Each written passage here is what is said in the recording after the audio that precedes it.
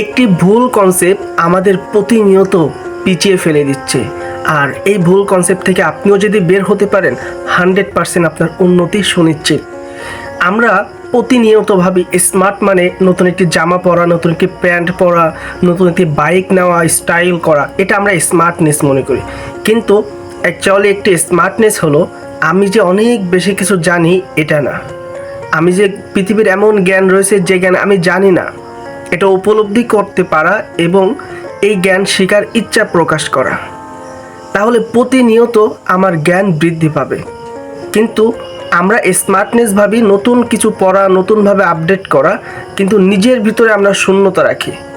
কিন্তু আমরা যদি স্মার্টনেসের এই সংজ্ঞাকে চেঞ্জ করতে পারি তাহলে আমাদের ভিতরে এই শূন্যতা পেরিয়ে যখন আমার জ্ঞানে পরিপূর্ণ হইতে পারবো, যখন আমি আগাইতে পারবো, নিজেকে ডেভেলপ করতে পারবো, তখনই আমি মূলত স্মার্ট হতে পারবো।